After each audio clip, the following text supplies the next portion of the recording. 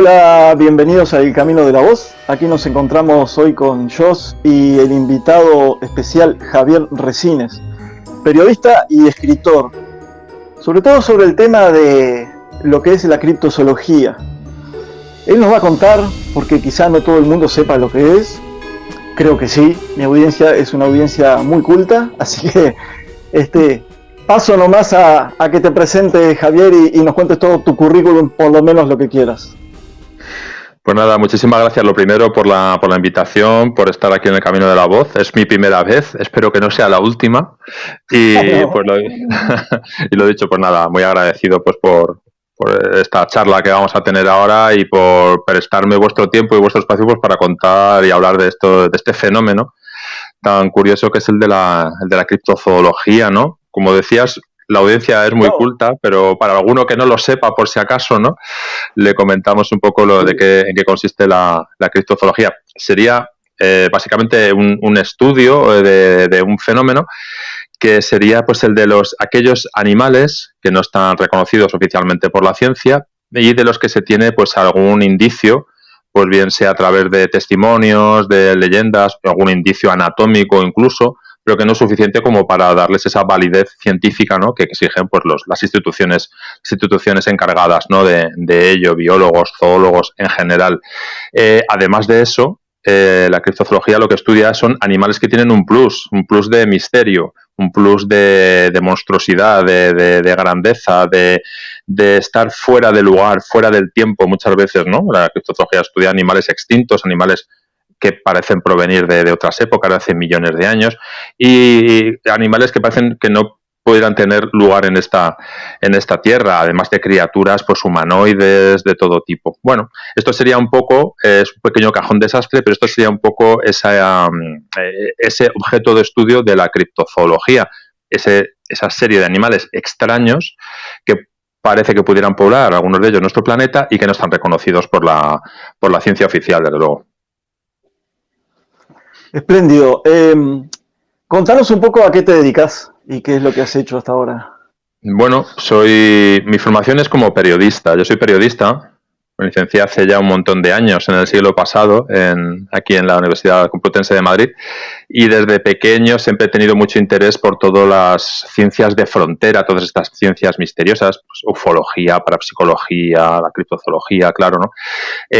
Como es imposible abarcarlo todo, fui definiendo mi interés sobre todo en el tema del fenómeno de los animales extraños, y poco a poco, cada vez un poco más, aunque sin dejar el resto del planeta, un poco más dedicado a España. España porque en un principio parece que nunca pasa nada en este país, que es un país muy aburrido, y que no hay casos monstruosos como puede haber en otros lugares del mundo, de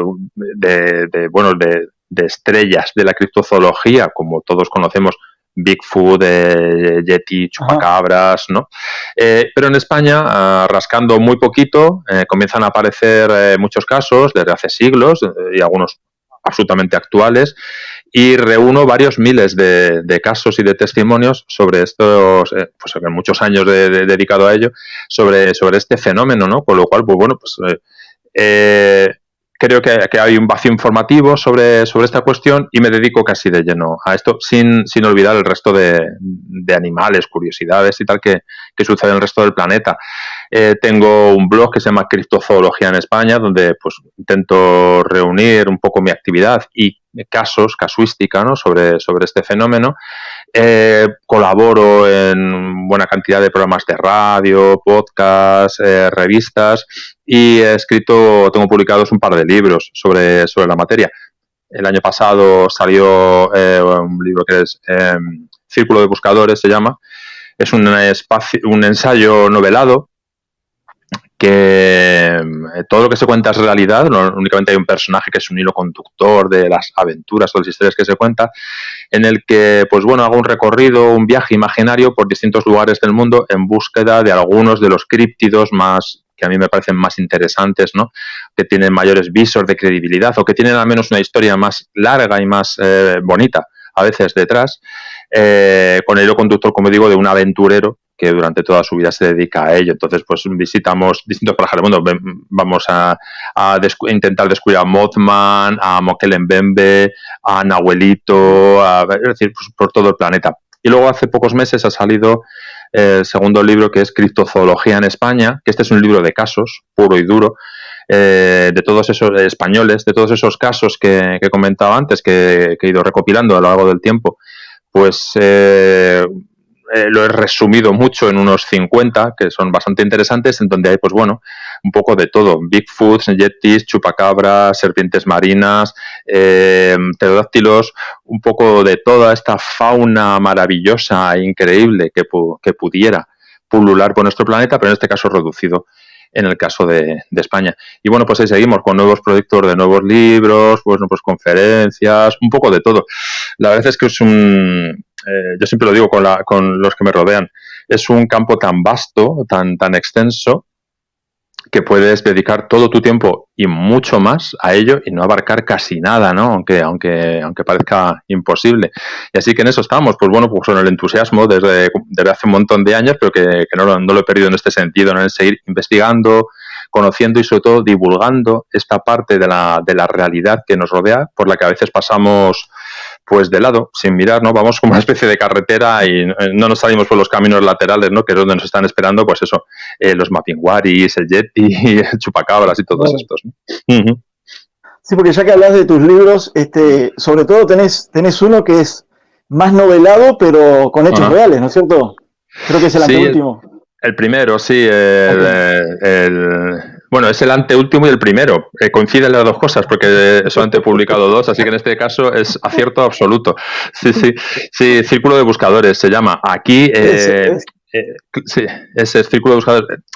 Quería hacer algo que no fuera demasiado duro de leer para la gente que no está metida en el asunto, en el fenómeno criptozoológico, porque el libro en sí se puede leer como un relato de aventuras, como una novela de ficción, aunque no sea ficción, ¿no? Todos los datos, todos los casos que se cuentan, los personajes, los lugares, las fechas son todos reales, son absolutamente reales. Lo único, como digo, hay un protagonista que es pues una especie de buscador, un aventurero, un explorador, ¿no? Que junto con personajes reales también que se han visto involucrados en investigaciones de estas criaturas, recorre distintos lugares del mundo intentando descubrir qué hay detrás de ellos, ¿no? ¿Qué hay detrás? Entonces cada capítulo está dedicado a una de estas criaturas, pero ya te digo que todos son reales. Lo que pasa es que está contado de un modo novelado, ¿no? Para que, bueno, pues para que fuera más atractivo para la gente que no, bueno, pues que no está acostumbrada a lo mejor a leer un libro de casos, ¿no? Tal sitio, tal año, tal caso, testigos, tal, ¿no? Puede ser un poco más difícil, ¿no?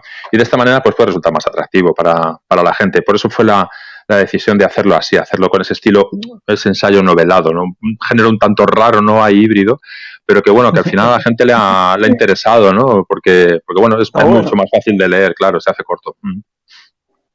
Wow. Yo no sé si tenés alguna preguntita que querés hacerle. Sí, ¿has tenido alguna experiencia? Me robaste la pregunta. No. Algo así. Ya. No. A la criptozoología se puede acceder desde muchos puntos de vista. Yo, por ejemplo, he accedido desde el interés, la investigación, el experimentar, desde el punto de vista periodístico, por así llamarlo de algún modo, ¿no? Me ha interesado el tema y lo he profundizado en él, investigado, he hecho trabajo de campo, bueno. Otras personas se acercan desde un origen, que es el de haber tenido una experiencia personal de encuentro con algún críptido, con alguna criatura extraña, algo inexplicable, y a partir de él les ha aparecido el interés por este fenómeno, ¿no? En mi caso no, yo no he tenido la oportunidad de encontrarme nunca con ningún ser extraño ni nada. Cuando he ido a investigar algo ya había pasado por allí, no hacía tiempo, ya no se encontraba. Sí que hay zonas, no solamente en España, sino en todo el mundo, y como bien sabéis, en los que estas criaturas permanecen, es decir, están sujetas a un entorno geográfico concreto y son sus encuentros, los avistamientos, los testimonios que se dan sobre ellos son repetidos en el tiempo, a veces no meses ni años, sino incluso decenios, siglos incluso. Y bueno, pues en algunos lugares es, entre comillas, relativamente más sencillo encontrarse con o toparse con estas criaturas. Entonces, en esos lugares calientes, que podríamos denominar así, siempre vas con la esperanza de encontrarte con lo extraño y ser el descubridor del Yeti, No, lógico. por así llamarlo, ¿no? Pero bueno, Sí. no ha habido suerte. Tampoco sé si quisiera de que llegara ese momento, ¿no? Pero no ha habido oportunidad de encontrarme con nada extraordinario, ¿no? Yo tengo dos preguntitas para hacerte. Primero, me gustaría saber cómo lo toma el ámbito periodístico ahí en España o en otras partes que hayas ido, que te dediques a esto, por ejemplo, ¿no? Bueno, soy una especie de rara avis dentro del campo del misterio, porque realmente en España, no actualmente, ¿no?, sino en las últimas décadas, no hay nadie que se haya dedicado su tiempo al 100% a la divulgación de este fenómeno criptozoológico. Sí que hay mucho periodista o investigador y divulgador que de vez en cuando, sobre todo si hay algún caso patente o que llega a los medios de comunicación generalistas o algo así, pues sí que se dedica a difundirlo, a divulgarlo, y en alguno de sus programas semanales o en alguna de sus revistas, cuando escribe algún artículo, puede dedicar este tiempo a ello.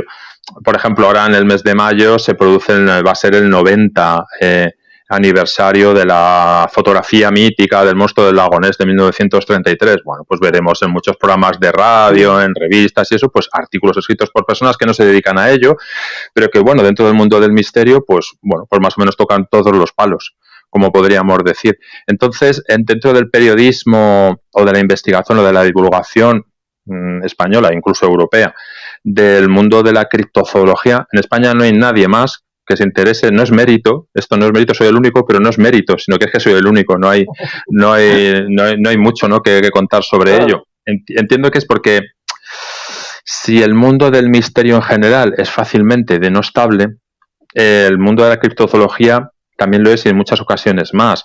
Estás estás divulgando casos en los que alguien ha visto pues un homínido salvaje peludo de 2,50 metros de alto, o en lo que un monstruo marino pues ha aparecido en su playa, incluso le ha rozado. Bueno, pues son con los pies en el suelo, son casos muy duros de defender, ¿no? Sobre todo cuando no tienes pruebas. La prueba suele ser el testimonio del testigo, o como mucho, pues lo típico, la borrosa fotografía, la imagen descentrada y poco más, ¿no? No hay mucho más que defender. A mí muchas veces me preguntan, ¿tú crees en esto?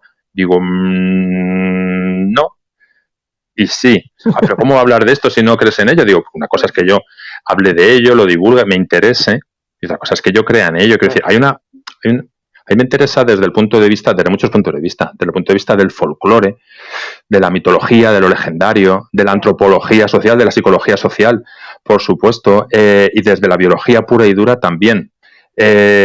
Pero entiendo que hay de todos los millones de casos que hay en el mundo, entiendo que hay una parte muy, muy, muy, muy, muy pequeña que es posible que pueda tener algún viso de realidad, porque estamos hablando de criaturas muy extrañas. Hay muchas explicaciones no una sola para todo el conjunto, sino muchas explicaciones casi para cada caso podríamos encontrar una explicación, ¿no? Wow. Y en algunos de estos casos, pues la explicación zoológica de una criatura extraña podría existir, pero no en todos. Es decir, no soy un creyente en la existencia de monstruos, sino que soy un buscador del conocimiento dentro de mis posibilidades, y lo muestro, ¿no?, para que la gente conozca pues esa otra realidad que existe. Y bueno, y dentro de eso pues creo que hay un porcentaje muy, muy pequeñito de posibilidades de que exista alguno de ellos, ¿no? ¿Y por qué pensás o crees que en algunos lugares puede ser repetitivo, como decías hoy, la aparición de alguno de estos fenómenos? ¿Por qué se puede ver? Porque está claro, porque la casuística se repite en determinados lugares con pues las mismas criaturas, las mismas secuencias, ¿no? El fenómeno se repite. ¿Por qué? Bueno, si estamos hablando de entes biológicos, de criaturas de carne y hueso, entiendo que están bueno, pues radicadas a un determinado hábitat, ¿no? Se han adaptado a una determinada situación climática, a un determinado lugar geológico, a un lugar donde encuentran un abrigo, una alimentación, ¿vale? Entonces es lógico, ¿no? Como casi cualquier especie animal, Claro. que se encuentren pues radicadas en determinados lugares y que sean en esos lugares donde suelen ser repetitivamente vistos. También la otra explicación, que sería la explicación no racional, no biológica, sino que sea una explicación más apegada a lo mejor al mundo fantástico, a lo mitológico, a lo feérico incluso, también existen esas leyendas, esos mitos también radicados en ciertos lugares concretos. Pueden ser cursos de agua concretos, montes con alguna intención sagrada o incluso árboles que son venerados, ¿no? Por algún tipo de culto. Entonces, las criaturas están pegadas o apegadas a esos lugares, ¿no? Lo raro, no lo raro, pero sí lo menos interesante es cuando encuentras una criatura que aparece en un lugar determinado y nunca más se le vuelve a ver. Lo primero porque, bueno, no es que dudemos o dejemos de dudar de su existencia, o sea, de su realidad. El testigo sin duda ha visto algo y lo ha interpretado de una determinada manera, ¿no? Pero sí que es más difícil de hacer un seguimiento cuando aparece un monstruo con 18 tentáculos y 12 ojos encima de un monte, ¿no? De color verde, y nunca más aparece, ¿no? Porque tenemos el testimonio de 1 o 7 personas en ese momento concreto que ha visto eso. Bueno, pues es difícil de investigar, claro, ¿no? Y no puede sacar conclusiones, ni utilizarlo de modelo, ni comparar, ¿no? Tampoco, ¿no? Entonces es mucho más difícil. Siempre es mucho más interesante este fenómeno cuando se repite en el tiempo. Hay casos en los que se repite durante siglos, ¿no? Casos similares, ¿no? En una determinada región, por ejemplo, en España, en el sur de Francia y el norte de Cataluña, en esas comarcas, desde el siglo X, se repiten constantemente pues alusiones y encuentros con los simiots.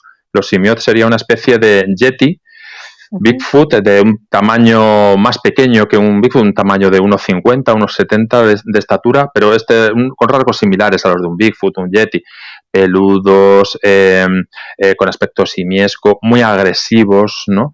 Y ya digo que desde el siglo X hasta anteayer, parece ser que se han dejado de ver. Hay documentos históricos sobre ellos y avistamientos frecuentes, ¿no? En la zona ya digo que hasta hace muy pocos meses.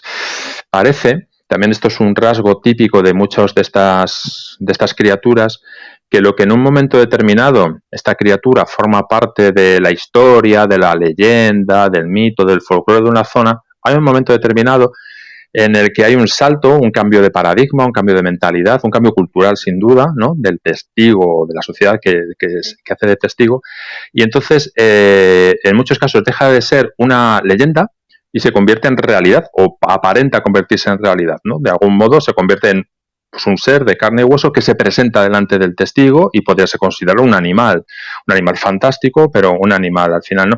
Esta evolución se ve en muchísimos casos de criaturas a lo largo de todo el mundo. Sí, sí. Impresionante. ¿Jos?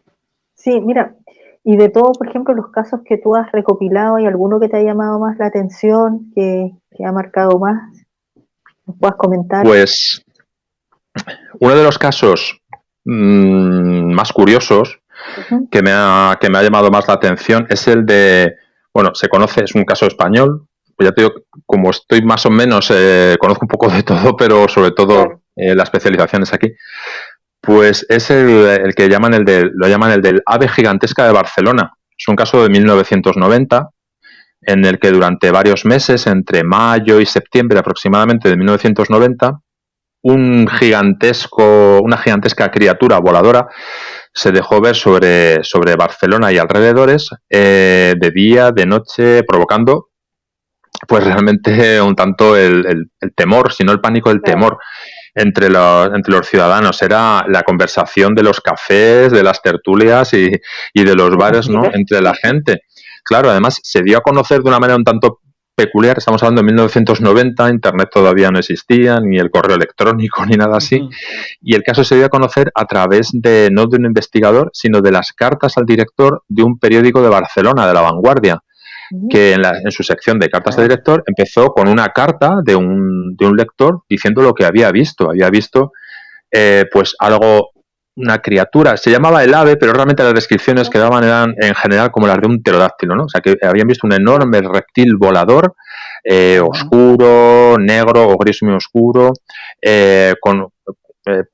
produciendo unos sonidos indescriptibles, como unos enormes graznidos, que bueno, pues que el lector se extrañaba de que nadie, ni las autoridades, ni nadie más hubiera comentado nada sobre esto, porque llevaba varias noches escuchándolo. Bueno, a partir de ahí fue una riada de cartas y de testimonios, de las cuales el periódico publicó unas 50, más o menos, pero se recibieron centenares de testigos que habían visto en Barcelona y alrededores, en un área aproximadamente de unos 100 kilómetros alrededor, habían sido testigos de este ave o aves, que posiblemente eran más de una, gigantescas, con aspecto en general, había alguna variación a veces, ¿no? Pero en general de pterodáctilo, y que, bueno, pues habían provocado accidentes de tráfico, parece que eran los responsables de la desaparición de animales, gatos domésticos y de todo un poco, ¿no? Ya digo que creando esta psicosis colectiva, ¿no?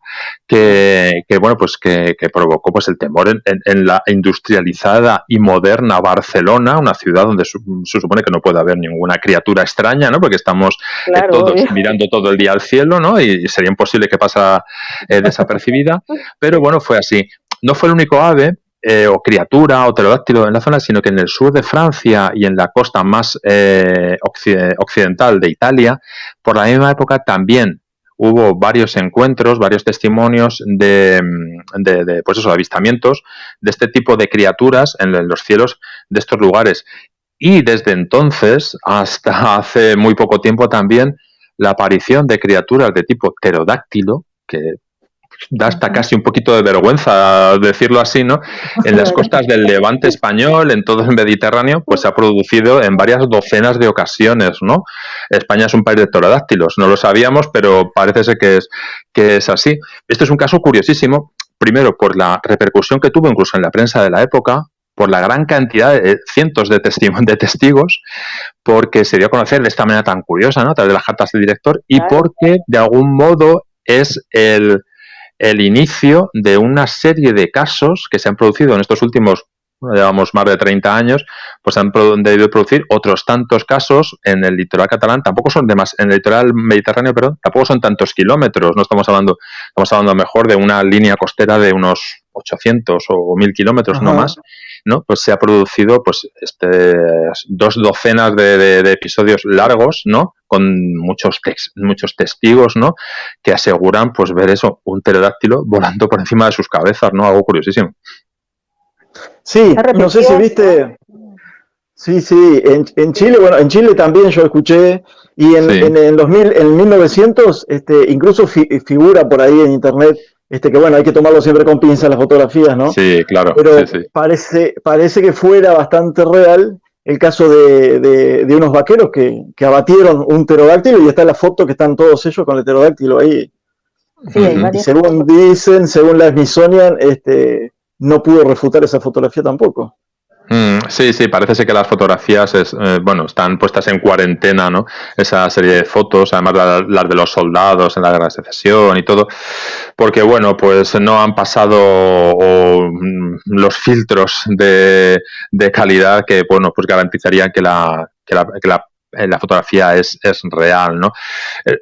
Acabas de apuntar ahí un asunto muy bueno, que es el de todas estas imágenes que pululan por internet, en los medios digitales y todo esto, ¿no? Que la mayoría de las veces, pues bueno, lo único que hacen es emborronar, a lo mejor, ¿no? La investigación sería sobre criptozoología, y muchas veces, pues lo único que hacen es, pues, denostarla. Absolutamente, ¿no? Y además, cada vez yo creo que vamos a tener mayores problemas con esto. Hace poco, un amigo me preguntaba que qué opinaba sobre el uso de la IA en estas cosas, ¿no? De la inteligencia artificial.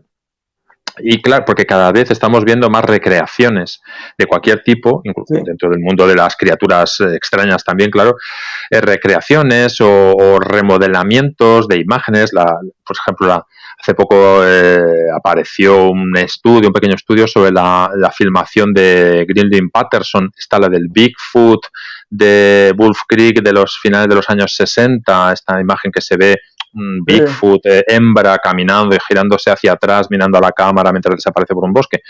Bueno, pues utilizando inteligencia artificial, pues habían realzado algunos aspectos, otros quitados, pero claro, la inteligencia artificial es subjetiva, quiero decir, no está basada, porque se está comprobando, ¿no? De momento, en nada objetivo o en datos absolutamente reales, con lo cual todavía podemos encontrarnos de aquí en adelante, y cuando mejore el software de inteligencia artificial más todavía, podemos encontrarnos con mayor número de imágenes, de vídeos, que va a ser más difícil cada vez distinguir lo que es real de lo que es fake, ¿no? Y eso va a ser un problema, desde luego, para todos. Sí, es bastante problemático. Sí, sí. Ya era difícil distinguir antes, pero ahora ya va a ser más todavía, sí, sí. Dime. No. Sí, no, quería hacerle el pase a Joss, si se recordaba, porque ella pasó unos episodios parecidos y conoce más sobre el tema de Chile que yo todavía, en cuanto a animales prehistóricos y eso. Claro, mira, no sé si tú habrás leído en algún momento acá en la región que vivo yo, que es la región de Atacama, ¿ya? La capital regional es Copiapó. Sí. El año 1868 hubo un caso acá, en un yacimiento minero, un pequeño yacimiento, donde más o menos cerca de las 5 de la tarde ya los mineros se estaban retirando, iban a ir a cenar, cuando sienten un ruido bastante extraño y ven un ave, lo que ellos describen. Por eso me hizo mucho ruido lo de la carta que la gente enviaba al periódico, porque acá pasó lo mismo. Y ellos relatan, de que ven un ave gigante, con una cara como de langosta, unos ojos muy sobresalientes, su cuerpo era alargado, tenía como escamas, pero a la vez el sonido que emitía era como metálico, ¿ya? Y era un zumbido, claro, y dejaba un olor como arsénico quemado, que es lo que algunos coincidieron. Entonces ellos mandan una carta al diario contando esto, y mira, también hay un escritor, Jack Balick, que él lo identifica más, dice, con la parte ufológica, que él lo ve como que hubiese sido, como la gente, claro, lo percibió, ¿sí? Y no sabían esto de naves extraterrestres ni nada, por el asunto esto de que ellos vieron que era como algo a la vez que sonaba como metálico, y a la distancia que ellos lo vieron, pero que el ave era gigante, ¿sí? Él lo atribuye como algo, como una nave que esta gente podría haber confundido con un ave así. Entonces, ¿qué opinas tú de eso? Porque hay testimonios. Claro, sí, pudiera ser, esa explicación ufológica pudiera ser la más plausible, ¿no? Para ese caso, porque, como bien dices, y comentamos hace un momento también, la interpretación que el testigo hace del fenómeno que se le está enfrentando en ese momento, pues tiene absolutamente que ver con su acervo cultural en ese momento y con sus conocimientos. Cuando te enfrentas ante algo extraño, lo que buscas en tu cerebro es algo con lo que comparar, un modelo, ¿no? Para establecer una comparación, ¿no? Y decir, he visto esto. Entonces, en este caso, lógicamente, era bastante improbable que los mineros estuvieran pensando en naves espaciales o en mecanismos extraños. Claro, la comparación más normal es la de una nave espacial. De todos modos, esto es o extraterrestre. Esto es muy bueno porque por muchas cosas. Una de ellas porque la criptozoología y la ufología tienen un punto de unión muy interesante. Hay una serie de avistamientos, de criaturas y de fenómenos que se dan en común relacionando la criptozoología y la ufología en algunos lugares, ¿no? Desde, bueno, pues avistamiento de tripulantes o acompañantes de tripulantes de naves, ¿no? Encuentros de este tipo en el que se han visto, pues, hombres peludos tipo Bigfoot o los archiconocidos chupacabras, ¿no? Como si fuera un ente biológico, al servicio de estas entidades extraterrestres. Por ejemplo, sí que se han visto, por ejemplo, sus mascotas, sí, incluso hay de Sánchez Ocejo, creo que es de Sánchez Ocejo, no. Hay un libro que se llama La mascota de los ovnis, es un autor chileno, me parece, además. no me acuerdo ahora mismo de su nombre. Estaba pensando en Virgilio Sánchez Ocejo, pero no es él. No sé, porque además no es chileno. Pero hay La mascota de los ovnis se llama. Es un libro muy interesante que habla sobre esta posibilidad, ¿no? Lo desarrolla muy bien. Pero además sí que es cierto que hay muchos casos de avistamientos de Bigfoot y de otros seres extraños al tiempo que coincide con la existencia de luces en el cielo, luces tipo relacionadas con el fenómeno ufológico y por supuesto el tema de las mutilaciones de ganado, que está completamente unido a ello. Y además, yo sí, otra cosa muy interesante es que, bueno, donde vives en una región absolutamente mágica y absolutamente plagada de fenómenos extraños de todo tipo, ¿no? Atacama es un lugar realmente maravilloso para cualquier estudioso de estos fenómenos, ¿no? Claro, y fíjate, supongo que conoces el caso del, por lo menos aquí en España se le conoce, yo creo que en Chile también se conoce como el caso del, bueno, se le han dado varios nombres, el ser de Atacama. Es un pequeño esqueleto de unos 12-15 centímetros que se encontró hace unos años también en el desierto de Atacama, que fue custodiado por diversas personas, se compró y ahora lo tiene una institución, el Instituto Internacional de Estudios Exobiológicos, que tiene sede en Barcelona. Yo no lo he visto, sé que hace 2 o 3 años, antes de la pandemia, 3-4 años, estuvo expuesto brevemente durante un congreso que hubo en Barcelona. Sí que tengo compañeros que lo han podido ver y además bueno, pues han hecho estudios sobre ello, me han pasado radiografías, informes y tal, ¿no? Quiero decir, también estaría entroncado esto, tanto desde el punto de vista, hay varias hipótesis con este caso del ser de Atacama, la hipótesis extraterrestre, porque tiene ese cráneo alargado, la hipótesis criptozoológica, ¿no? Estaríamos hablando de una criatura perteneciente pues a una raza homínida de pequeño tamaño, pero homínida. Luego está también la vertiente más realista, ¿no? Que habla de, bueno, pues que sea un feto humano o un esqueleto manipulado, pero como digo, Atacama es, madre mía, es un lugar increíble, ¿no? Para todo esto. Hay unos lugares acá para ir, o sea, que hemos hablado con Andrew, de seres intraterrenos, los gentiles, que el otro día tocamos ese tema. Y justamente es la zona donde encontraron este ser chiquitito. Todo ese lugar, que está la Noria, donde está muy ligado a los paranormales, ufológicos, es un lugar impresionante, o sea, digo, la gente que quiera venir acá, vengan a este sector, porque realmente es impresionante. Siempre se van a ir con algo. Tendría que irte hasta ahí, Javier, un día, ¿no? A ese lugar. Yo sin ningún problema. Mi problema es, como siempre, el tiempo, ¿no? Bueno, y el dinero un poco también, ¿no? Pero el tiempo fundamentalmente para hacer todos estos viajes, sí. Pero sí, yo encantado de cualquier cosa. Se han visto seres, que también lo comentábamos el otro, se han visto seres entre la primera región, ¿ya?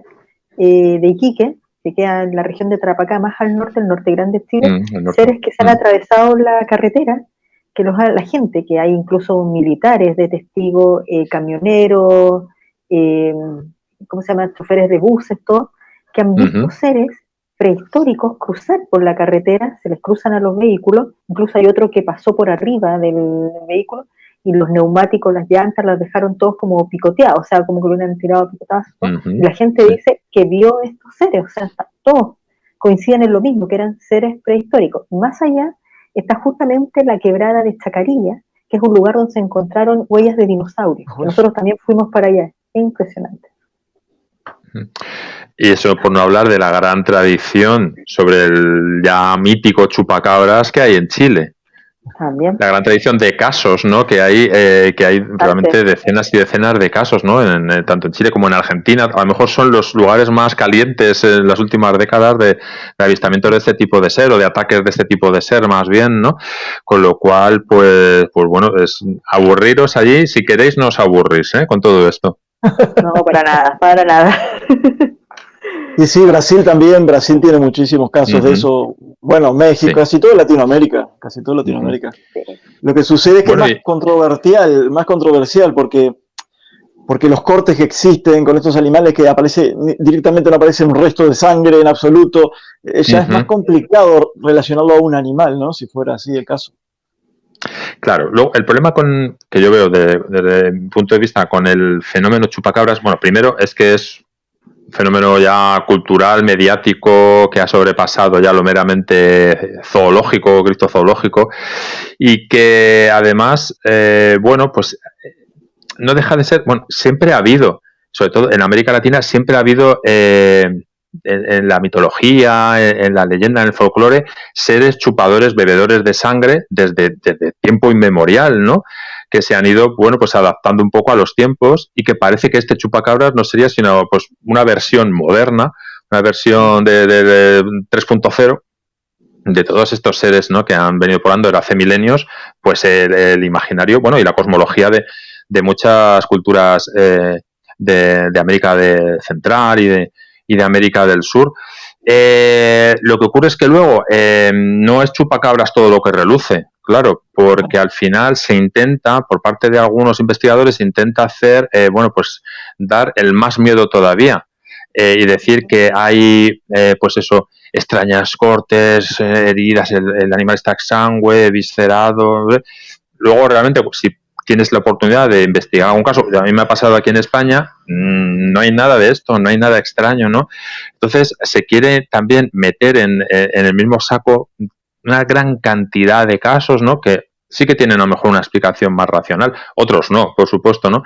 Pero hay que andar un poco con pies de plomo cuando se habla de, por lo menos aquí en Europa, de ataques de seres extraños al ganado, pues de chupacabras, podríamos llamarlo en general, porque realmente hay no engaño, pero sí intereses de que, bueno, pues sean animales extraños, ¿no? Los que buscan esto. En España hay intereses comerciales en el sentido de que cuando el ganadero es atacado por perros salvajes, en España quiero decir, se compensa económicamente a los ganaderos que han perdido alguna vaca, algún ternero, alguna cabra, por ataque de animal salvaje, en el caso de que sean lobos.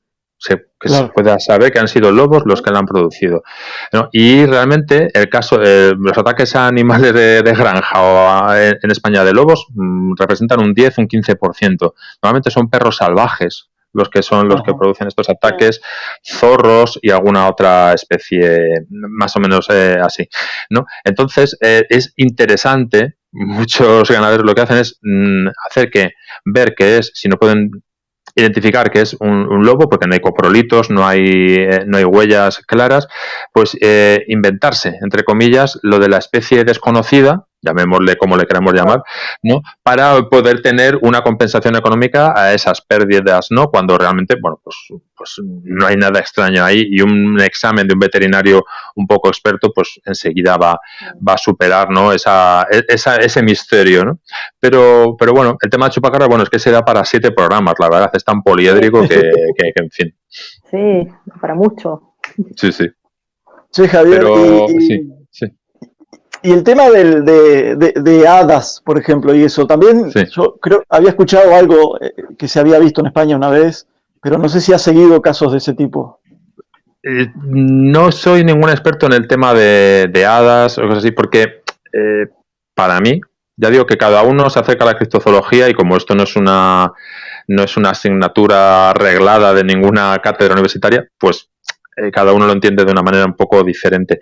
Para mí, el mundo de las hadas, el mundo férico, el mundo de los seres elementales, no estaría dentro del campo de la criptozoología. Para eso hay una ciencia que lo estudia, que es la psicología o la zoología, y escuchas, te llegan casos, algo conoces, pero no soy ningún experto en ello. En España hay un par de expertos, uno es Jesús Callejo y otro es Óscar Robles, con los que tengo una buena amistad, que siempre estamos ahí comentando este punto de unión también de la psicología, de la criptozoología, pero sobre lo que me preguntabas sobre el tema de hadas, España también es un país muy rico en cuanto a este tipo de leyendas, mitologías e historias.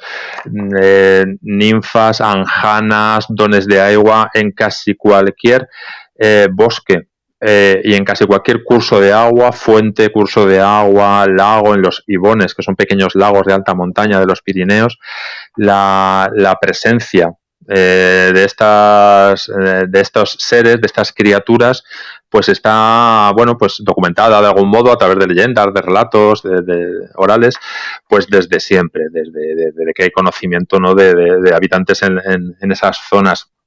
es un país muy rico también, es un país que gusta mucho de este tipo de leyendas, igual que, bueno, pues de leyendas marinas relacionadas con sirenas o con tritones o merman, ¿no? Pero yo, la verdad es que no considero que formen parte de la criptozoología estos seres que estarían más apegados, pues ya digo, a los seres elementales, a los gentiles, a todo este tipo de creencias. Pienso que para comprender el mundo férico hay de algún modo que creer en ello, ¿no? Creer en su existencia, porque si no te puedes acercar como quien ve una película, ¿no? Sin más, pero no acabar de profundizar en ello, porque creo que necesitas de ese rasgo de espiritualidad, ese rasgo de comprensión extra, que si no lo tienes, pues bueno, te quedas simplemente en el dato, en la anécdota. Claro, porque quizá la gente lo ha encerrado en algo férico, en algo imaginativo, ¿no? O en algo más espiritual. Pero quizá, o tal vez, puede ser que exista algún tipo de, no sé, mariposa grande o algo por el estilo, que a lo mejor se parezca a una formología humana y la gente lo ha tomado como algo más espiritual. Sí, o también hay casos, por ejemplo, en los que la simple la existencia supuesta de, por ejemplo, en la zona de Cataluña, en España, hay un tipo de gnomo a los que se llama follets, que, bueno, pues viven en los bosques y tienen ese aspecto, bueno, que todos tenemos un poco en mente de los gnomos tradicionales, ¿no? Y bueno, pues han sido vistos en algunos bosques mágicos, desde siempre lugares sagrados, lugares de poder, lugares de concentración de energía, de otros fenómenos también. Incluso han sido fotografiados hace 6, 7 años, fue fotografiado un supuesto follet, un gnomo de este tipo en uno de estos bosques. Hay una fotografía. Es una fotografía que para los creyentes, pues digo que hay que creer un poco en este tipo de historias, para los creyentes pues representa un follet, un gnomo, un ser férico, un ser elemental de pequeño tamaño, mientras que para los no creyentes lo que representa, lo que es una pareidolia. Es decir, parece representar donde está, pues una zona boscosa, parece que lo que estamos viendo o queremos ver, nuestra mente quiere ver, pues es eso, es un ser de pequeño tamaño, con ese aspecto de que esa cara de gnomo, un tanto entre bonachón y un poquito cínico, ¿no? Que muchas veces es representada en la cultura occidental y bueno, pues ahí está un poco la discusión, ¿no? ¿Se han encontrado cuerpos, huellas, elementos de gnomos en el mundo? No. Pero se han encontrado de Bigfoot, pues bueno, tampoco, ¿no? Tenemos que... Entonces, bueno, las cartas están sobre la mesa, ¿no? Todo es posible. Lo que pasa es que lo que digo, ¿no? Que bueno, tal vez el tema férico sí que requiere de creer un tanto en ello, ¿no? De estar predispuesto a ello. Mientras que creo que encontrarte con un yeti cuando vas por una montaña, pues no tiene ningún componente de creencia, ¿no? Te lo encuentras y te lo has encontrado, ¿no? Sin más, ¿no? Mientras que el otro creo que hay que estar en cierta sintonía, cierta vibración, una sintonía energética con lo que te rodea para, bueno, pues para al menos percibirlo. Esto es un poco, vale para todo, porque estamos investigando aquí en España ahora un par de casos muy curiosos en los que uno en el norte, en Girona, en la frontera entre España y Francia, en la cordillera de los Pirineos, y otro muy en el sur, en Andalucía, en Cádiz, pero son muy similares entre sí. Son ahora reales, o sea reales, actuales, de estos últimos meses. Estamos investigando en ello porque se están produciendo en estos primeros meses del año. Son casos en los que distintos testigos han encontrado estructuras hechas con árboles, con ramas de árbol, a veces que son árboles, especies que no están en esa zona, sino que están varios centros de cientos de metros ladera arriba, y que están en extrañas posiciones, formando estructuras muy, muy toscas a veces, similares, iguales prácticamente a las que se han encontrado en otros lugares del mundo, pues en algunos bosques de Estados Unidos, de Norteamérica, o en regiones apartadas de Siberia, por ejemplo, la región de Soria, y que atribuyen los investigadores locales a la presencia de hombres salvajes en la zona, de Bigfoots o de almas. Bien, los Pirineos españoles es una zona muy caliente desde siempre de avistamiento de ese tipo de criaturas. Aquí la criatura en general se llama Basajaun, es el nombre que tiene, ¿no? Y entonces estamos investigando estos dos casos, ¿no? Uno en esta zona de los Pirineos, una zona que no nos ha extrañado demasiado. La zona del sur sí que nos ha extrañado mucho más. Y cuando llegamos a estos lugares en los que hay estas construcciones, aparte de una serie de extrañezas, ¿no?, relacionadas con esto, al principio son zonas muy apartadas, zonas boscosas donde no transita nadie, donde puedes llegar después de una caminata de 4, 5, 6 horas de alta montaña, de dureza. Antes de llegar a esa zona, incluso en la misma zona, vas viendo una serie de particularidades en el bosque, ¿no?, por donde vas caminando. Pero, como decía antes, con los follets y con las pareidolias, si tu ojo no está acostumbrado a ello, claro, posiblemente pase desapercibido. Puedes notar algo extraño, bueno, una sensación. Lo más extraño que hay es que no escuchas, no hay animales, no se escucha el sonido de los pájaros, hay un silencio en la zona, ¿no? Pero la vegetación y sobre todo, por ejemplo, árboles rotos de una determinada manera, no arrancados, sino rotos a un metro de altura, por ejemplo. Las ramas, claro. Sí, pero los troncos imposibles de quebrar por parte de ningún animal. No hay huellas de nada, no hay huellas. Y sobre todo, si no te dicen, mira qué extraño, y no miras de una determinada manera, como cuando miras el cielo y dicen, ¿ves esa estrella? No, no la veo. Mira así, y mira, tus ojos se enfocan de otra manera y ves esa estrella al final, ¿no? Tienes que hacer esto para encontrar esa diferencia y decir, estoy ante algo extraño, y es la antesala de lo más extraño que te vas a encontrar, ¿no? Entonces, en este caso pasa también un poco como con el mundo feérico, ¿no? Tienes que mirar con unos determinados ojos para estar más cerca de encontrar lo que sucede alrededor tuyo. Si no, puedes, como solemos hacer en nuestro alocado y moderno mundo, ¿no?, pasar desapercibidamente de todo y no ver las señales, ¿no?, por pequeñas que sean, que se te pueden mostrar. Sí, tal cual. ¿Jos, no crees? Sí, mira, hablando esto de las regiones donde vivo yo, por ejemplo, en la primera región, en la región de Tarapacá, como decía anteriormente, bueno, se habla, y te lo digo, nosotros vivimos en una casa, la última casa hasta el 2017, donde era una zona, la parte, como decimos, el casco antiguo, casas que antes eran antiguas, se veía un ser chiquitito. Mi papá era, que siempre le comentaba, era muy escéptico, ya era como ver para creer, pero aunque estuviera viendo, siempre le colocaba, no, pero esto tiene que ser así. Y él fue el primero que nos dijo que sentía pasitos chicos. Y me acuerdo que nosotros, como que lo hicimos con mi mamá, lo dejamos que hablara nomás porque sabíamos que si le decíamos algo, decía, no, es que seguramente uno está viendo algún programa y se le queda grabado. Sí. Claro. Entonces, ¿qué pasa? Le gustaba ver, por ejemplo, las noticias, algún programa en la pieza, tranquilo, ¿ya? Entonces, cuando él estaba ahí, veía esto, y él nos decía que era más o menos de unos 30, 35 centímetros, no más, que usaba un sombrerito como de copa, con un trajecito negro, como de etiqueta, como decir. Pasó el tiempo y un día mi mamá le toca verlo. Yo me fui al trabajo, mi papá igual, y mi mamá, cuando yo llego a la hora de almuerzo, me comenta que a ella le tocó ver en el pasillo que se escondió. Y un día a mí también me toca que estoy leyendo y veo que tú sabes que alguien te está mirando, ¿sí? Miro de reojo y veo que se asoma, se esconde, bueno, y sale, se siente, como que pasó.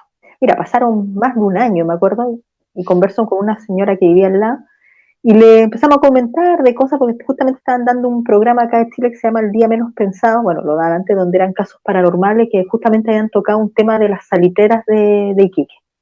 Entonces empezamos a hablar del tema, que ella conocía a una de las personas que habían trabajado de acá, y le comento, y este me dice, ¿también lo ven? Dijo, no, me dijo, si acá casi en toda la cuadra, me dijo, se ven, la gente dice que son enanitos, y fíjate que en Iquique, ahí en esta ciudad, muchas casas antiguas, hay muchas personas que todas coinciden en lo mismo, no hacen daño, nada, sino que ellos como que viven ahí, les gusta asomarse, hay gente incluso que dice que les deja cosas para comer en la noche, por lo que cuentan, nosotros no lo hicimos nosotros, sí. Ellos, claro, ellos van, por ejemplo, si le dejan fruta, ellos sacan porque saben que es para ellos.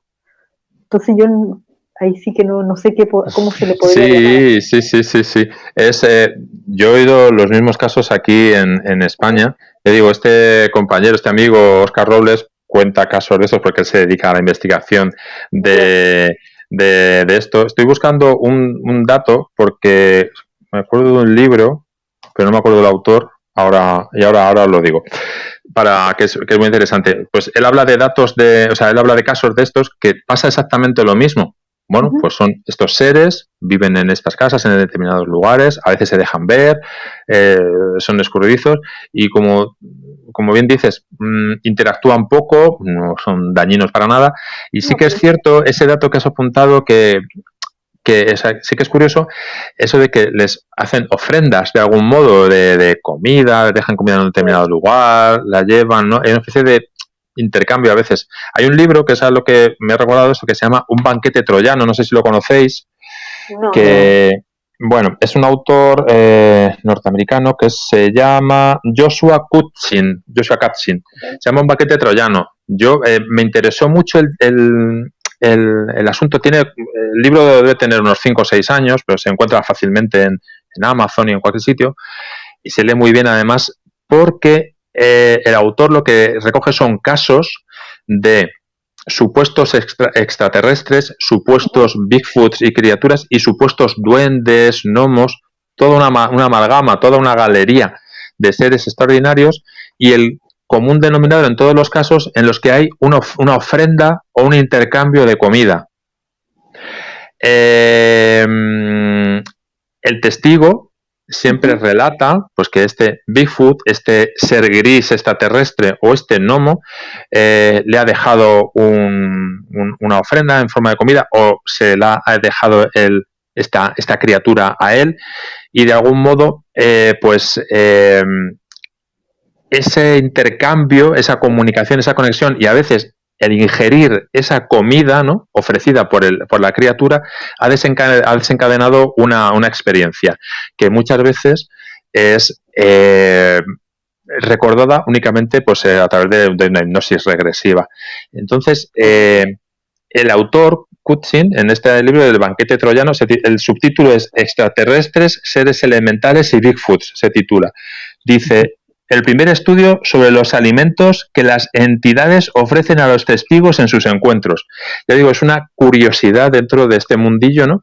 Y lo que hacen es, él establece un paralelismo entre todos ellos. Al final dice que el fenómeno es común, ¿no?, entre todas estas criaturas que para nosotros son desconocidas, extraterrestres, Bigfoot, gnomos, y que se manifiestan de distinta manera, pues bueno, pues según las circunstancias, el momento cultural del testigo, y ese intercambio de comida o esa comida que aparece o esa ingerir a veces o tocar algo, un objeto, en ese momento de la comunicación y de la interacción entre el humano y esta criatura, es el que desencadena, como si fuera las píldoras de Matrix, ¿no?, el que desencadena el fenómeno de algún modo, ¿no?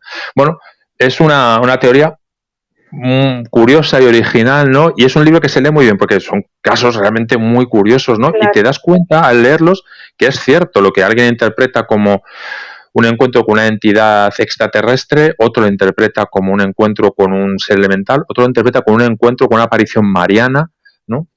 Claro. Y al final posiblemente estemos hablando de lo mismo, ¿no? Esto es una teoría que también defiende José Antonio Caravaca, un investigador, un ufólogo, un amigo español, sí, que él habla del tema de los ovnis en sus libros En distorsión, por ejemplo, ¿no?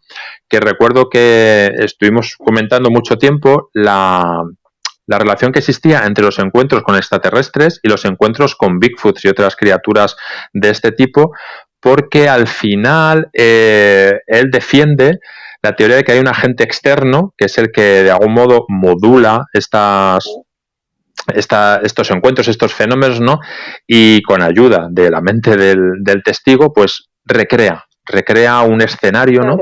Un escenario que le sea, bueno, pues más o menos adecuado a la mente de este testigo, ¿no? Y entonces, en ese sentido, todavía estaríamos ante la extrañeza de la extrañeza, porque si ya sería difícil explicar la existencia de seres de gnomos en nuestras casas, de Bigfoot en nuestros bosques o de extraterrestres en otros planetas, si todo eso no fuera verdad y fuera solo fruto de un agente externo junto con nuestra imaginación, yo ya no sé de qué estamos hablando, ¿no? Yo ya casi tiro la toalla y me dedico a otra cosa.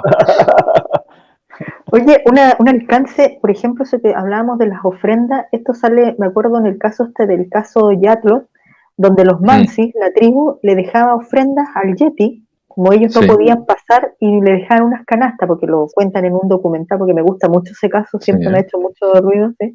Que le dejaban unas ofrendas con fruta, con verdura, y este ser extraño llegaba, los miraba, tomaba la canasta y se las llevaba, pero era como un ujú, acuerdo que ninguno pasaba a su sector. Y esto me acuerdo que mm. salió de los Mansi, contado por una de las personas ahí. Sí, es que además hay muchos relatos de pueblos indígenas de Norteamérica en Ujú. los que hay una relación milenaria con este tipo de criaturas que ahora llamamos Skunk Ape, Bigfoot o Sasquatch o como sea, ¿no? Claro, Y que ha habido este tipo de ofrendas, de intercambio, de comunicación, ¿no? En el que en un punto concreto dejaban algo para que esta criatura es una especie de, bueno, no sé si llamarlo devoción, a veces no, pero bueno, al menos sí un respeto y un trato, ¿no? Que hay claro, entre Un dos contrato de tribus, entre la amistad. tribu humana, claro, claro, sí, una sí, cosa así. y claro, sí, sí, una especie de trato, pero eso se sigue produciendo en muchos lugares del mundo que hay este ofrecimiento, esta ofrenda, por ejemplo, en la isla de Flores, famosa hace no tanto tiempo por la aparición del hombre de flores, pequeños esqueletos que aparecieron que Ah, sí, podrían ser el Homo floresiensis, ¿no? Bueno, pues floreciente.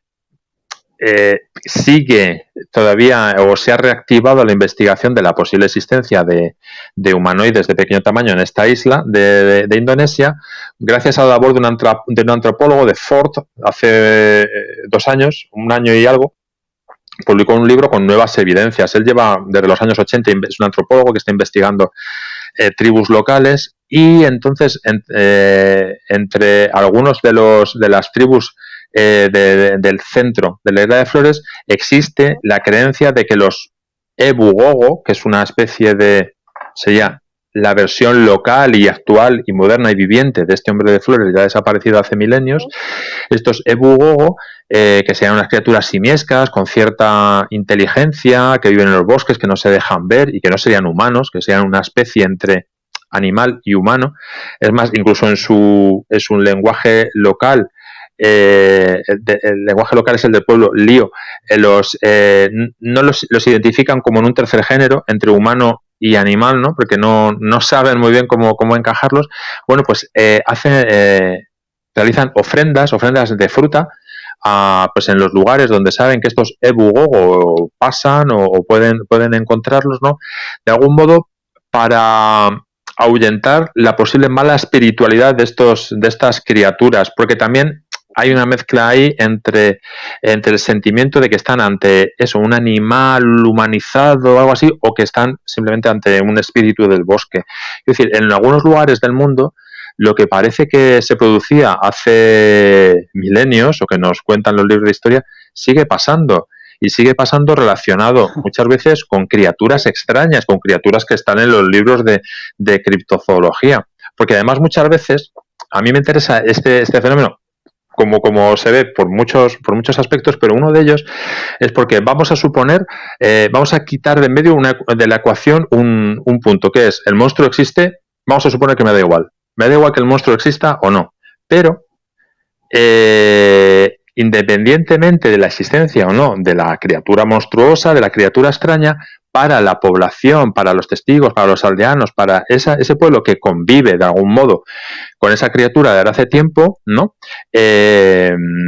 Lo entienden como real y como existente, y eso hace que modifiquen su conducta, modifiquen sus hábitos, por ejemplo, no salir de noche más allá de la zona de la aldea, no internarse en el bosque porque está el monstruo. Esto sucede, por ejemplo, en buena parte del norte de México con el hombre polilla, ¿no? La versión mexicana del Mothman. Claro, o simplemente las alianzas que se producen entre vecinos y entre ganaderos para hacer batidas o guardias nocturnas buscando al supuesto chupacabras o a la entidad que está machacando sus animales, ¿no? Sus corrales, ¿no? Bueno, pues todo esto hace que la gente modifique su forma de ver la realidad, modifique su forma de vida, modifique su conducta Y esto es por la existencia de un monstruo que les acecha, que les mata el ganado, que les mata a ellos, lo que sea, ¿no? En cada caso, ¿no?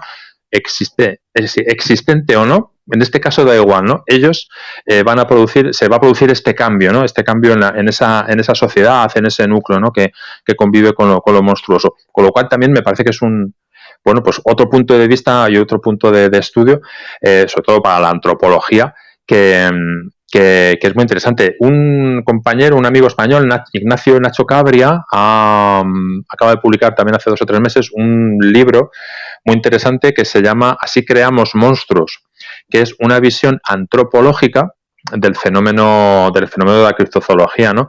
Él explica desde el punto de vista de la antropología cómo las sociedades han creado ese tipo de monstruos, ese tipo de mitos, ese tipo de leyendas y cómo les rinden culto de algún modo o conviven con ellos, ¿no? De alguna manera, que es una visión nada biológica, sino antropológica de la criptozoología, que también es muy, muy interesante, yo creo. No, Sí, es muy, eso de los homínidos o supuestos homínidos, yo lo vengo siguiendo hace tiempo y también es muy apasionante ese tema, ¿no?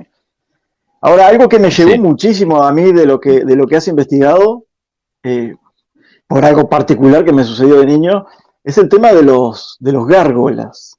Yo te voy a contar apenas lo que pasó porque fue muy cortito en realidad.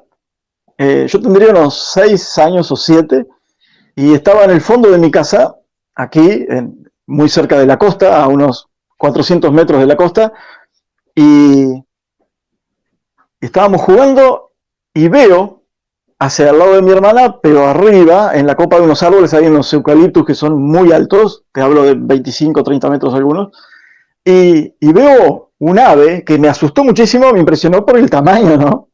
Tendría algo así como el tamaño de una persona, parado arriba de una rama, de una gran rama, pero yo lo vi, bueno, soy niño, era niño en ese momento, no podría asegurarlo al 100%, pero lo mejor de todo fue que mi hermana empezó a los gritos también, porque tenía la cabeza de una persona, o sea, la cabeza era totalmente humana, hasta tenía poco cabello alrededor de la cabeza, era un hombre mayor, parecía, pero el cuerpo era totalmente un ave parecida a lo que podría ser un cóndor, una cosa por el estilo, esa especie de joroba, ¿no?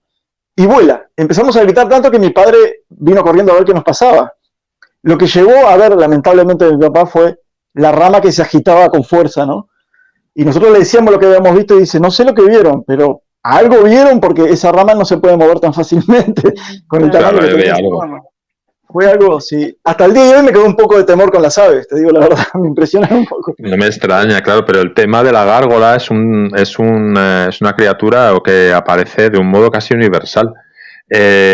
Con ese tipo de criaturas, con ese aspecto de gárgola, ¿no? Que claro, le llamamos así. Por ejemplo, en Puerto Rico hace pocos años, y creo que todavía siguen, ¿no? Con ello, la gárgola de Puerto Rico incluso se hicieron batidas por parte del ejército, por parte de particulares, buscando en determinadas cuevas del norte, de la zona de Barcelona, de Puerto Rico, buscando la presencia de esta gárgola. Incluso cuentan que, bueno, ha habido encuentros, incluso hubo un herido en un enfrentamiento en una de estas galerías subterráneas con una de estas gárgolas, con estas entidades, ¿no? Que son un poco como tú describes.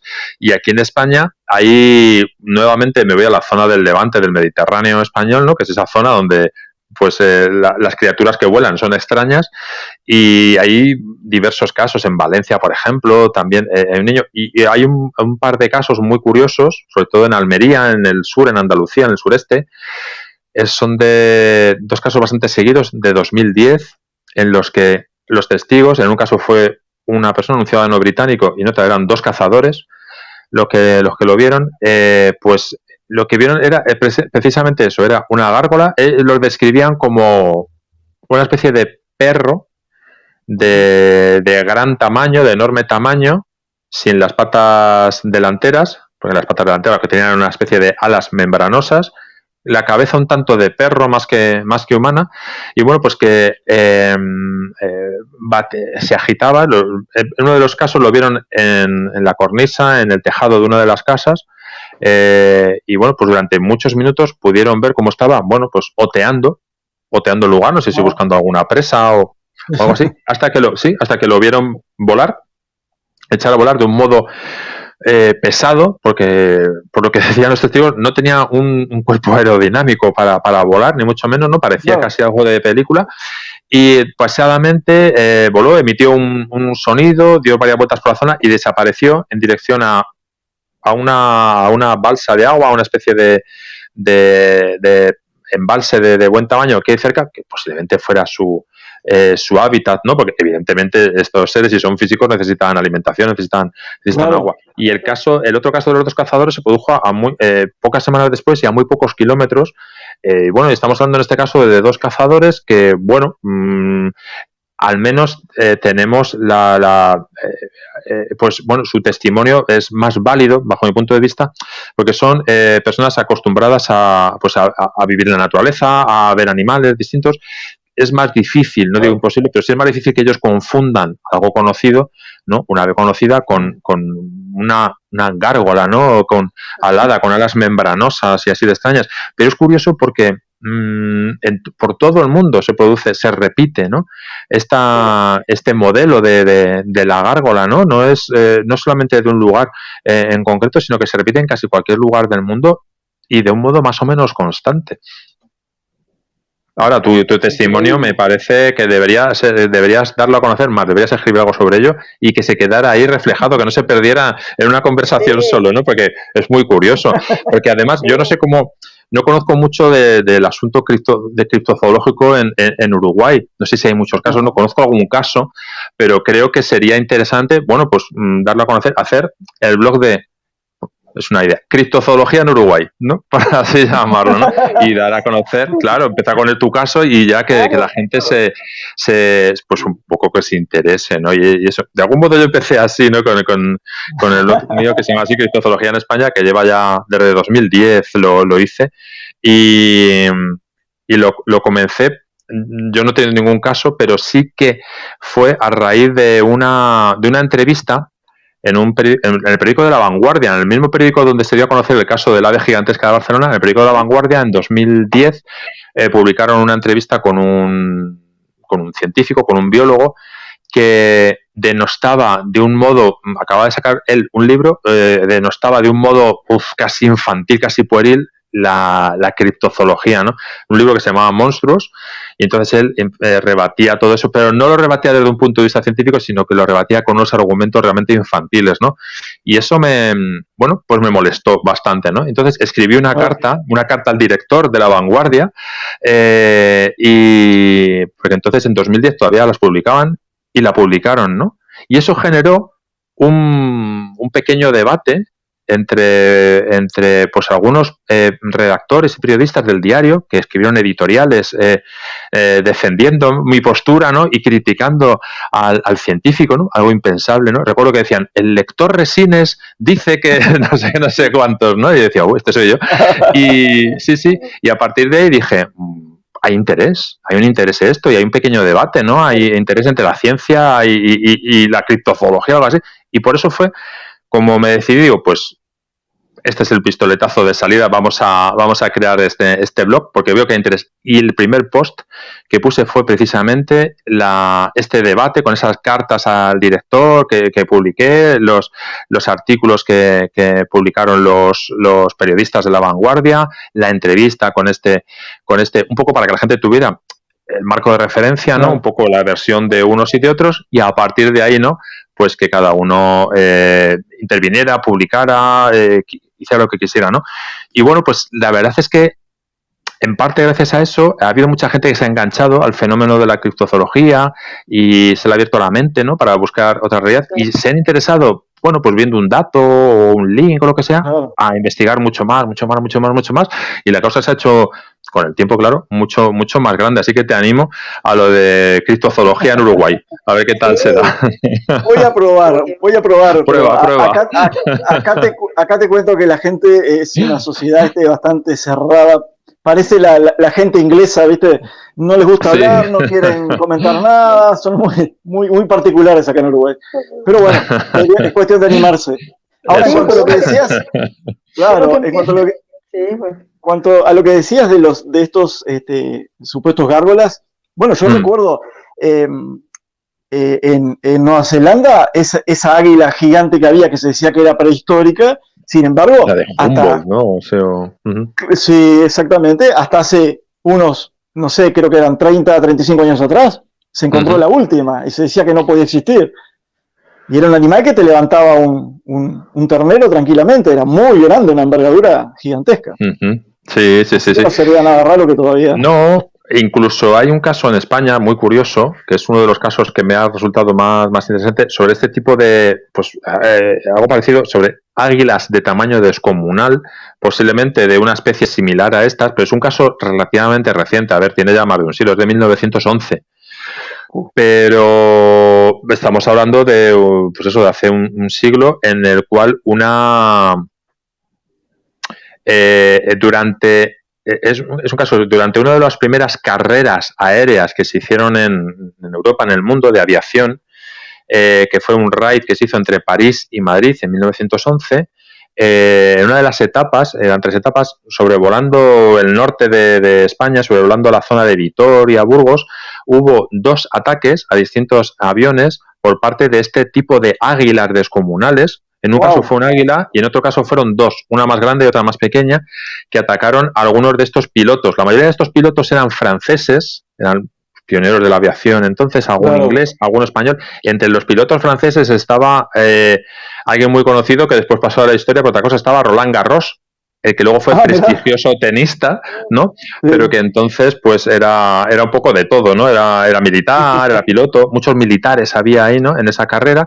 Fue una carrera llena de accidentes, de todo, de desastres, de muertos también, pero en este caso en concreto de incendios, bueno, está recogida en Le Petit Parisien, que era el periódico de la época que lo patrocinaba.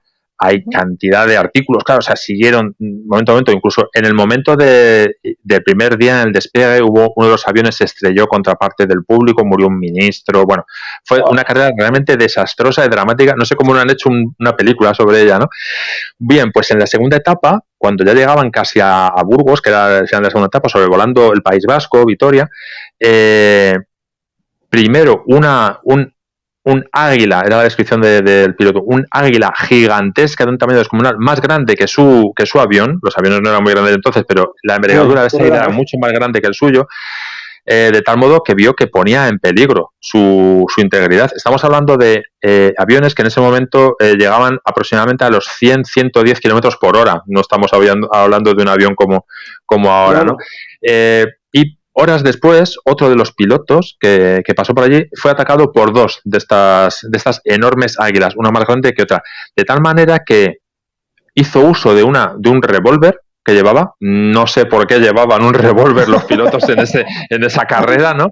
Pero este en concreto llevaba un revólver, hizo varios disparos sobre el águila más grande, que era el que parecía que le estaba atacando de algún modo, y dice que consiguió herirla, ¿no? Vio que el águila desapareció de allí, incluso que caía, dice, no sabía si cayó al suelo, pero herida estaba, ¿no?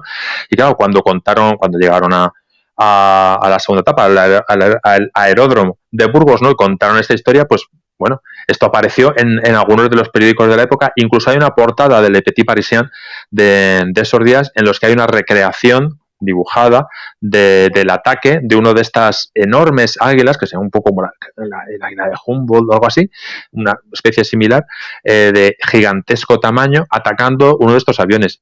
Y bueno, aunque hace demasiado tiempo para nuestras vidas, hace algo más de un siglo, no tanto en términos evolutivos, ¿no? O de posible persistencia o pervivencia de estas criaturas supuestamente extintas. Increíble, increíble. Impresionante. Josa, a vos te pasó algo parecido, ¿no? Sí, mira, acá hay un lugar que se llama el Tranque Lautaro, ¿ya? Que acá unos kilómetros, en la parte ya yendo para el valle de Copiapó, y donde están los viñedos, todo eso, un tranque bien grande, todo. Esto fue el año 85, yo tenía, me acuerdo, como 4 años, y fuimos como un paseo con mi abuelo, mi mamá, mi tío, en 2 vehículos. Me acuerdo que había una sequía atroz, estaba todo me acuerdo la tierra ahí quebrajeada, todo, y estaba el tranque, había unas personas, me acuerdo, tirándose clavados ahí, en la parte bañándose, pero era súper oscuro, me acuerdo, todo. Y empezó la tarde, me acuerdo que no había mucho sol, pero eran como las 3, 4 de la tarde, Entonces me acuerdo que prendieron una fogata para poner, me acuerdo, como un asado, una cosa así. Están los cerros y mi abuelito, me acuerdo, empieza a mirar el cerro, me acuerdo, que queda al frente nuestro. Y de repente, de la nada, aparece mira, yo te digo, lo que nosotros veíamos era una cosa igual como la parte esta de las águilas que tienen todas estas de las plumas, que salen así las alas, pero esto, mira, la perspectiva de nosotros que lo veíamos era enorme, enorme, enorme. Se veía una cosa negra, ya oscura, que se movía así, daban a entender como que miraba para allá, para acá. Mira, habrá estado unos 20 y tantos minutos, un poco más esto ahí. Incluso otro tío mío ya se empezaron a colocar nerviosos y dijo, no, mejor vámonos, empezamos a sacar las cosas y de repente, me acuerdo de nada, esto desapareció de ahí. Y justamente fue a unos pocos kilómetros de donde salió esto que te conté hace un poquito del ave que se dio en Copiapó, claro, en 1868 los mineros. Y siempre me he dado cuenta de varios casos que estuve viendo ahí, que en los yacimientos mineros se veían mucho de estas aves, que incluso salían y toda esta gente, los mineros, incluso había uno que le habían disparado en esos también tiempos en Estados Unidos, también en 1800 y algo también, otro en 1900 también. Y acá hubo un caso el 2008 de un gendarme en una parte que acá en el sur de Chile, en Angol, en la cordillera de Nahuelbuta. Él iba con su sobrino y también vieron un ave gigante, gigante, que él dice, si un águila de repente con las alas abiertas son 5 o 6 metros, esto era como 6, 7 veces más grande. Y también pasó, claro, dice, que quedaron todos impactados, pasó volando, pero también dice que era un ruido como, también algo como metálico. Entonces, bueno, salieron otros expertos, también decía, a lo mejor, como ellos lo vieron a una distancia bastante significativa, podríamos decir, también lo atribuyeron a algo ufológico también. ¿Ya? Pero ellos dicen que ellos vieron un ave porque a ratos como que aleteaba, perdón. Pero bueno, por otra parte dicen que no. Y en eso, más o menos como entre 1900 y algo también, 1990 y tanto, también varios testigos ahí en ese mismo lugar vieron también un ave así gigante. Y también era cerca de unos yacimientos mineros también de esos lugares. Sí, aquí en España también ha sucedido durante la pandemia, la pasada pandemia, se sucedieron aquí en España al menos, que es lo que más conozco, diversos avistamientos muy curiosos de criaturas voladoras. También era una época en la que había más testigos mirando al cielo. La gente vivía más hacia afuera, no vivíamos tan adentro de nuestras casas, ¿no? Todo el mundo salía a la ventana, a los balcones, a las terrazas, pues para tomar un poco de aire, ¿no? Y ver un poco más allá de las cuatro paredes de casa. Entonces se produjeron muchos avistamientos. Uno de ellos en una zona de sierra a unos 50 kilómetros al norte de Madrid, cerca, bueno, absolutamente cerca, casi integrado dentro de un parque natural, pues se vio pues una águila, las descripciones eran un águila de tamaño también absolutamente descomunal y gigantesco, nada que ver con un águila de verdad, ¿no? Parecía que podía proceder de este parque natural, pero bueno, en ese parque natural que se sepa no existen águilas de ese tamaño ni mucho menos. Y luego una curiosidad también, en uno de estos, aquí por ejemplo en España, no sé si en vuestros países también, se tomó la costumbre durante casi toda la pandemia, durante muchos meses, de en una determinada hora del día, a las 8 de la tarde, se salía a las terrazas y balcones y la gente aplaudíamos a los sanitarios, porque por su labor y todo esto, bueno, pues se hacía eso, ¿no? Y entonces, varios testigos comentaban en uno de esos días en Barcelona lo que habían visto en el edificio. De cuando hacían esto ya, pues la costumbre era ya saludar a los vecinos y preguntarse qué tal estabas por la ventana y eso, como no podías salir a la calle. Y comentaban que ya cuando se estaban retirando un poco a cada uno al interior de sus casas, vieron en el edificio de enfrente, en la azotea, dice que lo que vio fue él y varios testigos más, una paloma extraña del tamaño de una moto Vespa, decía. Es decir, un tamaño muy importante para una paloma, ¿no? Y dice que saltándose todo, claro, que se quedó impactado y comentaban, ¿no?, el impacto de ver ese extraordinario ejemplar de paloma de ese tamaño tan importante, ¿no? Y dice que saltándose todas las restricciones que había y todo, bajó a la calle con la intención de ir al edificio de enfrente, subir a esa azotea a ver qué había allí. Pero cuando llegó, ya había desaparecido esa criatura, ¿no? Pero digo, su descripción era esa, como una vespa de grande, era algo descomunal, ¿no? Bueno, pues realmente son encuentros con lo imposible, ¿no? O con lo muy curioso, que no tienen una explicación, ¿no? Y no se vuelven a repetir, ¿no? Y tal, y no sabes qué puede suceder. Pero bueno, ahí están, ¿no? Los testigos en este caso, que eran varios, pues afirman que vieron esto, ¿no? Y bueno, pues lo afirman sin ningún afán de nada, ¿no? No buscan notoriedad, nada, ¿no? O sea, cuentan su testimonio, pues, por su extrañeza y ya está, no quieren compartirlo sin más y ya está, sí. ¿Qué tenés planeado? ¿Qué tenés planeado para un próximo futuro? ¿Algún otro libro? ¿Estás con algo de eso? Sí. No, sí, la verdad es que sí. Bueno, lo más inmediato ahora mismo son un par de congresos dos conferencias que estoy preparando, una para hacer aquí en España, en Cuenca, en Castilla, y otra en un congreso, pero va a ser online, en Argentina. Yo participaré online, vamos, de modo online. Voy a participar también en un libro colectivo, haciendo un capítulo. Es un libro que saldrá para septiembre, octubre, con fines benéficos además, pero relacionado con el mundo del misterio. Varios escritores o investigadores relacionados con esto vamos a participar en ello. Y luego ya a título personal, en cuanto a seguiré pues haciendo programas, escribiendo artículos y eso, pero a título personal sí estoy preparando, bueno, no un libro sino 4, pero no me da la vida hacer uno, con que 4 a la vez no, pero no estoy preparando 4 a la vez porque sea más inteligente que nadie, no, es porque no me decido, ¿no? a por cuál apostar, ¿no? Entonces, pues hay una época en la que me interesa más este tema, voy ahí, busco, empieza un capítulo, lo estructuro, digo, ya lo tengo, venga, y luego ya, pues no sé, me entra más interés por otro asunto y digo, pues esto está muy bien, vengo por aquí, total, que estoy avanzando lentamente con 4 títulos a la vez, pero creo que en breve voy a tener que decidirme por uno, porque si no esto va a ser inabarcable, ¿no? Pero sí, la idea es esa. Por un lado, quiero bueno, pues hacer una especie de guía de turismo criptozoológico por España. Buenísimo. Porque hay muchísimos lugares donde tú puedes ir y ver a la criatura.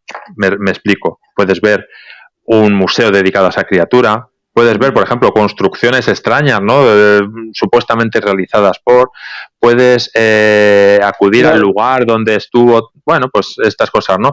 Hay una estatua dedicada a esto. Bueno, pues es una especie, ¿no? Un museo donde puedes encontrar criaturas. Por ejemplo, en España tenemos, posiblemente creo que es el único museo dedicado al calamar gigante que hay en el mundo, que está en el norte, en Asturias, por ejemplo, ¿no? O tenemos otro museo dedicado a un hombre pez, el hombre pez de Liérganes, que es un hombre que supuestamente se convirtió poco a poco en un pez, ¿no? Empezó a salir escamas, tal. Bueno, pues hay muchos lugares curiosos, ¿no? De este tipo. Tenemos lagos con monstruos. Bueno, pues se trataría un poco de hacer un poco más cercano, más interesante, pues todo este fenómeno, todas estas historias que se cuentan alrededor de monstruos o de criaturas extraordinarias, yendo al sitio donde se producen y donde puedes palpar algo de ellas, ¿no? Pues bien hay un museo, bien una estatua, bien hay algo, ¿no? En este sentido, ¿no? Eso sería, por un lado, eso es el proyecto que posiblemente vaya a ganar de todos, ¿no? Y luego, por otro lado, otro de mis intereses desde hace muchos años es el de la criptobotánica, que es, bueno, sería la hermana de la criptozoología, ¿no? Si la criptozoología es el estudio de los animales extraños, pues este sería el estudio del mundo vegetal, de la parte más extraña del mundo vegetal que nos rodea. Con muchas variantes, muchas cosas que contar ahí y realmente pues con una alta extrañeza. También tengo un blog también que se llama así Criptobotánica, ¿no? Que es fácil de encontrar, en el que cuento muchas de estas historias relacionadas con, por ejemplo, con algo tenebroso, ¿no? Como árboles devoradores de hombres que se han producido a lo largo de la historia, incluso en época histórica, en época de las grandes exploraciones sobre todo, árboles andantes, parapsicología relacionada con el mundo de las plantas, comunicación entre ellas, sentimientos, todo esto, ¿no? Uso militar, de plantas, ¿no? Cosas extrañísimas. Todo esto son, pero además, avalado por informes y estudios de universidades, instituciones científicas. Aquí sí que es cierto que no entran tanto los aficionados a investigar el mundo de la criptobotánica, sino que hay una gran parte de interés por parte del mundo científico en buena parte de este mundo de la criptobotánica, ¿no? Sin olvidar también pues la parte más pues más jocosa o más lúdica, ¿no? Que es, pues, por ejemplo, todo el cine de serie B que se ha hecho con plantas asesinas como protagonistas. Quiero decir, claro, es un mundo interesante también de tratar, muy desconocido, mucho más que el de la criptozoología, del que he escrito así veces artículos, he hecho programas y tal, y que creo que puede ser interesante para los lectores. Así que bueno, estoy ahí decidiéndome. Creo que estos son los dos finalistas, ¿no? Veremos quién gana, a ver. No, buenísimo el tema, muy interesante. Te deseamos mucha suerte entonces con todo ese tema y ya estaremos. Muchas gracias, sobre todo tiempo y que me encaje mentalmente yo, que me organice, sí, porque si no esto puede ser un desastre, la verdad. Sí. Y hablando de tiempo, no te quiero quitar más tiempo tampoco, porque ya llevamos 1 hora y media pasaditas. Ya. Y tuviste la amabilidad de estar un domingo con nosotros acá. Así que si querés despedirte del público de este canal, puedes hacerlo. Pues nada, daros las gracias. Gracias a los dos, he estado muy a gusto aquí. Muchas gracias a todos los oyentes y videntes del Camino de la Voz. Y si esto ha servido para crear un poco de interés más sobre este fenómeno, fantástico. Yo recomiendo buscar en internet, buscar artículos, libros, lo que caiga en vuestras manos, sobre criaturas extrañas, sobre monstruos, sobre leer y seguramente en muy poquito tiempo, si no lo habéis conocido ya, os daréis cuenta que la realidad que nos envuelve es un tanto diferente a lo que pensamos, ¿no? Y que lo extraordinario, por muchas veces, sucede mucho más cerca de nosotros de lo que pensamos, ¿no? En tu pueblo, en tu río, en tu costa, ¿no? Allá al lado siempre hay historias muy curiosas y muy extrañas para conocer. Déjanos tus redes, por favor, y la gente para que te pueda seguir. Pues al teclear en cualquier buscador criptozoología en España, aparece el blog y aparezco yo pues en Instagram, en Facebook, el blog, Twitter, en todas partes. Soy muy pesado, aparezco en todas partes. Y pues simplemente así, criptozoología en España y ya se me ve. Y si en el propio blog de criptozoología en España está el enlace para el blog de criptobotánica, ¿no? Ahí es fácil de encontrarlo todo. Y en el propio blog de criptozoología en España, por ejemplo, aparte de pues cosas que yo hago, programas o tal, artículos o eso, encontramos muchos casos, no solo de España, muchos casos de este fenómeno, y además hay lo que yo llamo la biblioteca criptozoológica, ¿no? Que es pues son como 20 y tantos o 30 libros en PDF gratuitos que se pueden descargar y leer sobre este asunto, ¿no? Con lo cual puede ser un buen medio para empezar a conocer o para profundizar un poco más en este asunto, ¿no? Ahí los pueden tener y los pueden descargar. Y hay un email de contacto donde cualquier cosa que pueda hacer por alguien interesado por esto, pues que contacte conmigo y comentamos, y para eso estamos, vamos. No, perfecto. Te voy a buscar por Instagram, te voy a buscar ahí. Obvio que sí, yo lo tengo de amigo ahí. Bueno, te agradezco muchísimo y sobre todo te agradezco la sencillez y la humildad. Yo me acuerdo que te pregunté cuando te pedía si querías, obviamente, estar en el canal, porque te decía, mira que es un canal perdido acá en el Uruguay, al sur de América Latina, y muy chiquito, un canal muy humilde. Y no sabía si realmente ibas a aceptarlo o no, pero te agradezco con el alma, sinceramente. No, las gracias te las doy yo por la invitación, y además la colaboración es fundamental en cualquier cosa, y en este mundo del misterio más. Tenemos que echarnos una mano unos a los otros y darnos un poquito de cancha para que, bueno, pues esto crezca un poco más, sea más conocido, pero por nosotros mismos, por tener mayores espacios donde hablar de nuestras cosas, claro que sí. Lógico. Y bienvenido acá a la región de Atacama, pues, para que venga acá a descubrir. Muchas gracias. Sí, pues, me lo apunto. Sí, ahí después internamente te voy a mandar otros que hay para investigar acá. Fenomenal, muchísimas gracias. Sí. Cuando vayas a avisarle a Josh que te cocina algo rico ahí, capaz que te tira una cama en algún lado para que no tengas que andar pagando hotel. Eso está bien. Claro. Yo ya me despido, gracias por estar ahí. Muy bien. La dejo a Joss que se despida y nos vamos. Ya, pues un abrazo grande a todos, ¿ya?